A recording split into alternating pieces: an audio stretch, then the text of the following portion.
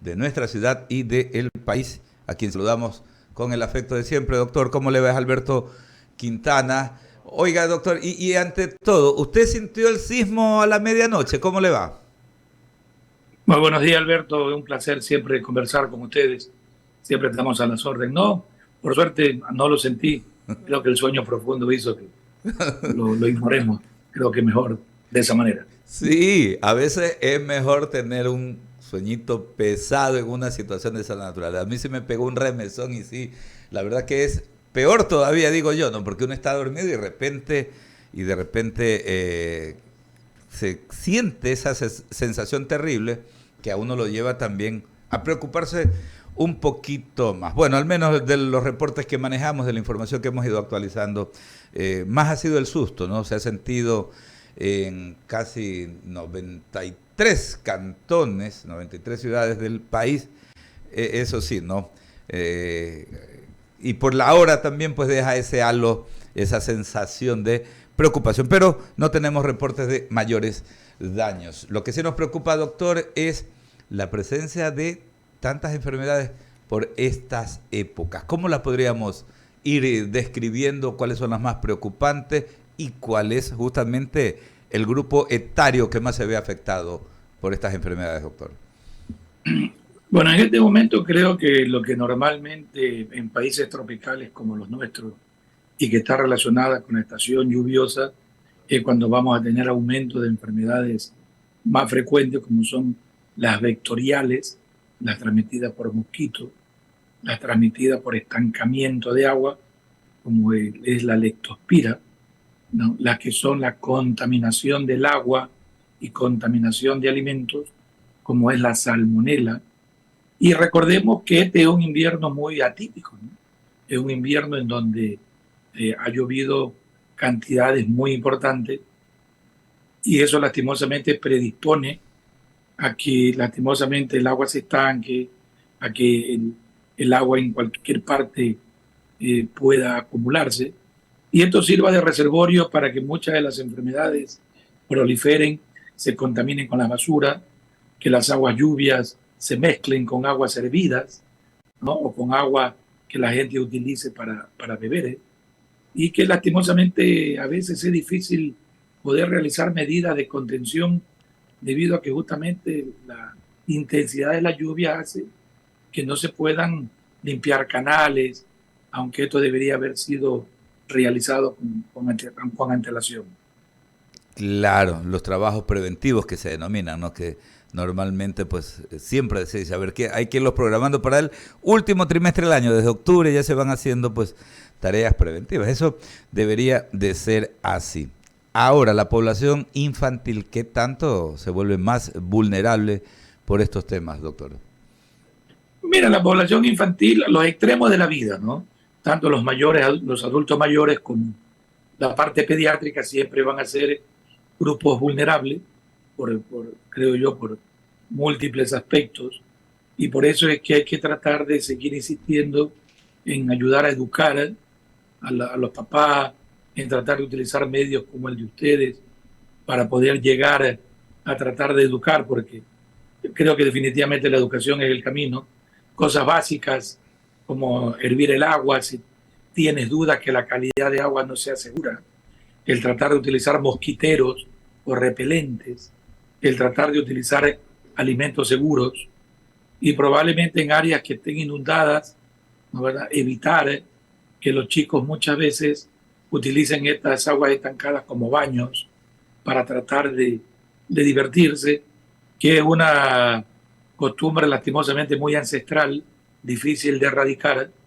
Y en este momento creo que la pelea contra muchos roedores, que todos debemos de ayudar a tratar de erradicarlos a través de venenos, teniendo cuidado siempre con las mascotas. Pero la cantidad de roedores que hay en la ciudad y en el país y en las zonas costeras hacen que también sea un tema de alarma, de alerta, ya que estos roedores son transmisores de enfermedades importantes como leptospirosis, lo que está pasando en la ciudad de Durán, por ejemplo, ¿no? Tenemos que tratar de, de ayudar a mejorar la parte ambiental es decir, el remover canales, basura, luchar contra roedores y educar a la población. Claro, se hace imprescindible, ¿no? Convocar una verdadera minga en cada una de las ciudades, ¿no? Para ir es con todo, porque es terrible. Y también hacíamos una observación, doctor, el otro día, a la ubicación de las cisternas, ¿no? Las cisternas de agua que están, pues, a ras de piso, porque viene el agua en un sector donde se inunda y obviamente esa agua acumulada, pues, va a juntarse con el agua que está almacenada en las cisternas. Y vean ustedes, eso es una verdadera bomba de tiempo. Permítame, doctor, Lorena Va, que está junto conmigo acá en los estudios, tiene otras consultas para usted. 7:37 de la mañana, muy buenos días, ¿cómo está el doctor Washington Alemán? Hola Lorena, ¿cómo está? Un gusto saludarte. Igualmente, doctor. Doctor, sí es importante, siguiendo esta misma línea que estamos, antes de comenzar con el otro tema, en el tema de las recomendaciones para los padres de familia, ya que en esta semana, entre la semana anterior y esta semana, ya los niños, tanto niños de escuela como de colegios, ingresan a las instituciones educativas. Y es muy común que en esta época los niños en la primera semana ya empiecen a enfermarse, más aún en la época invernal. ¿Cuáles son las recomendaciones en este caso para los padres de familia que nos están escuchando en estos momentos, que se están dirigiendo a los diferentes ya escuelas a dejar a sus hijos para tener precaución o prevenir cualquier tipo de enfermedad en las aulas de clase sobre todo, y para los profesores también?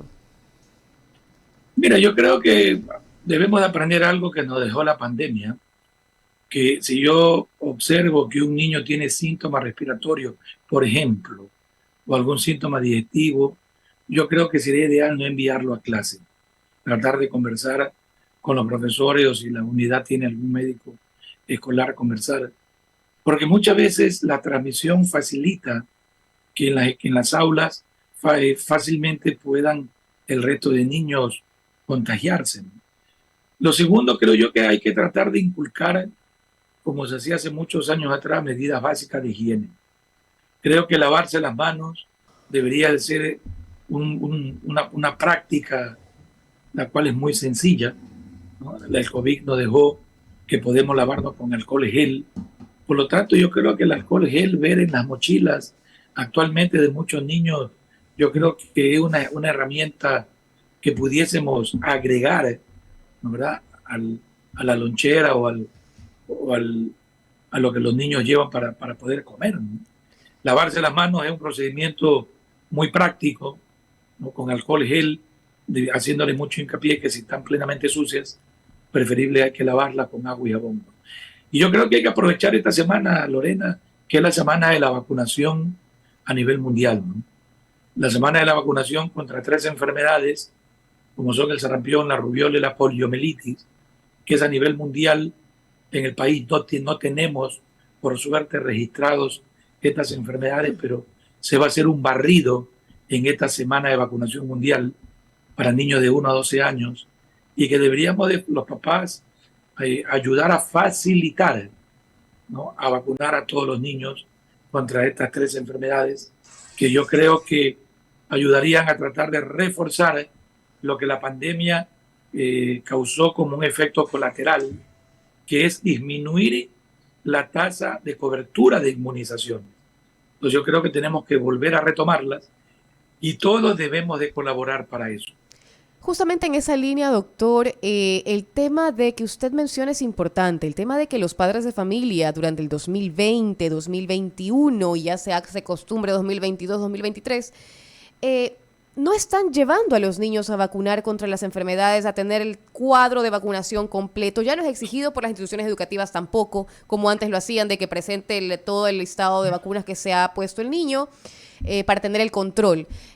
¿Tenemos la cifra de índices de cuánto ha disminuido esto y cuál es la recomendación en este caso? Porque recordemos que las vacunas no es que solamente se las pone una vez, sino que tienen que también tener sus refuerzos, etcétera, ¿no?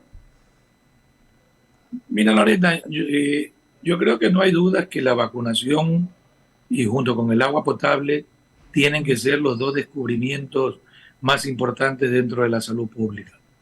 A pesar de los muchos detractores que hubieron en la pandemia de COVID, creo que a nivel pediátrico muchas enfermedades han desaparecido y se han controlado debido a las vacunas.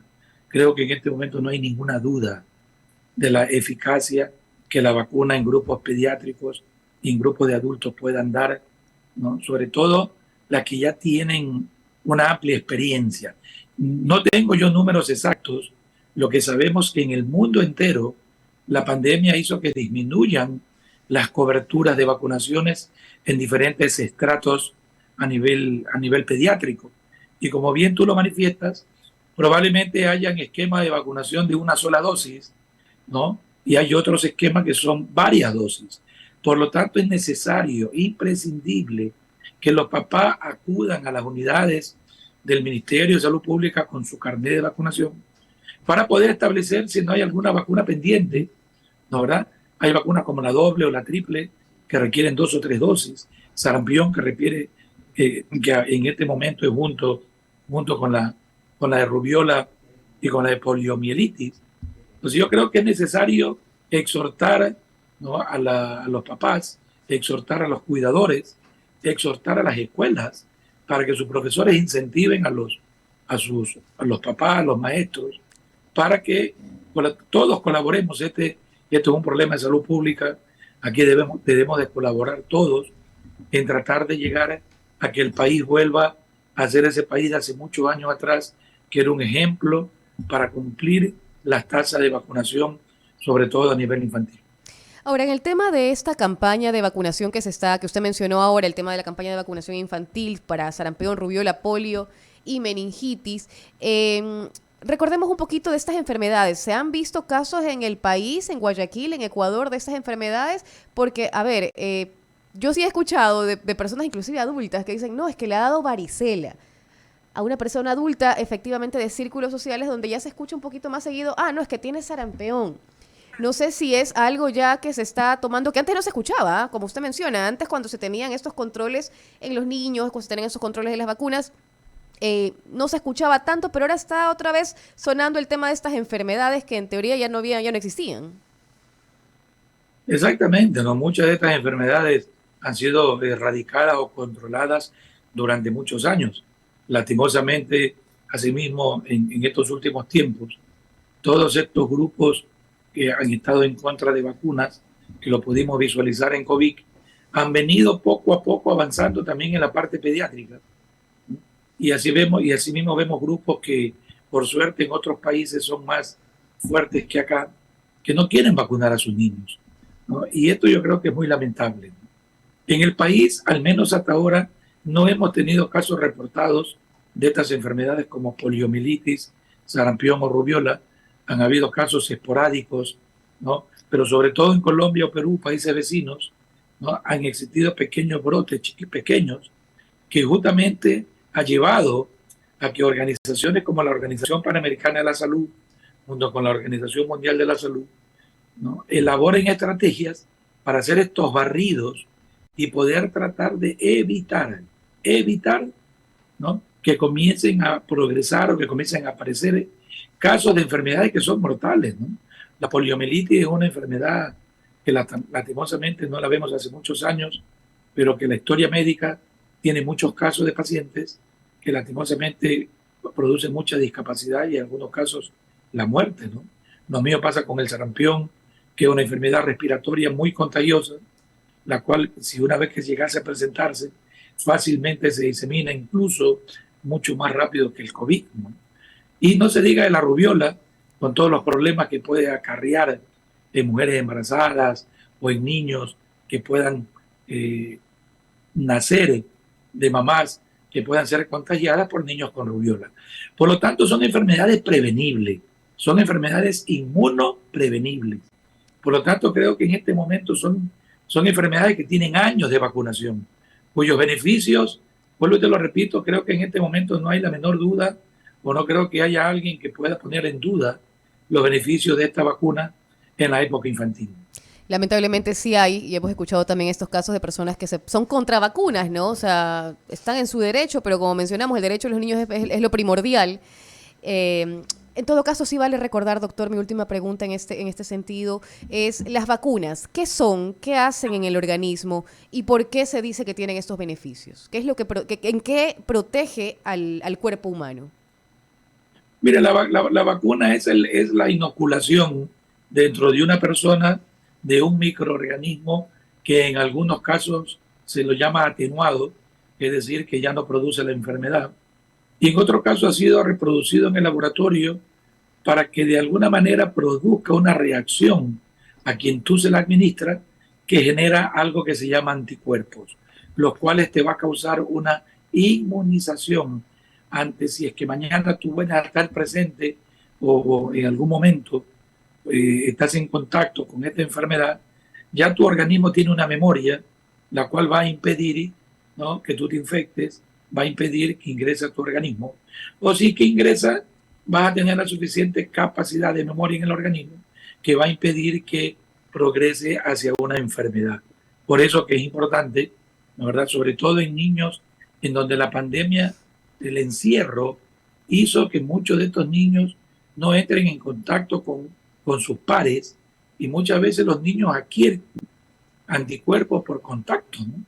Y la pandemia hizo que el aislamiento justamente evite esto, ¿no? Por eso no nos cansaremos de ayudar, de colaborar por todos los espacios, de que la vacuna tiene muchos más beneficios que la desventaja o los pocos efectos colaterales que siempre puede causar alguna molestia cuando uno ve que su niño llora porque le administran una vacuna.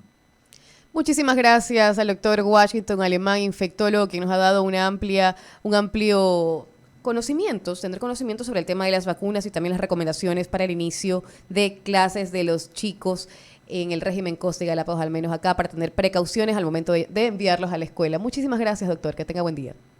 No, gracias a ustedes. Un abrazo y siempre a la orden. Buenos días. 7:48 de la mañana. Continuamos con más información en el sentido de que estamos hablando del regreso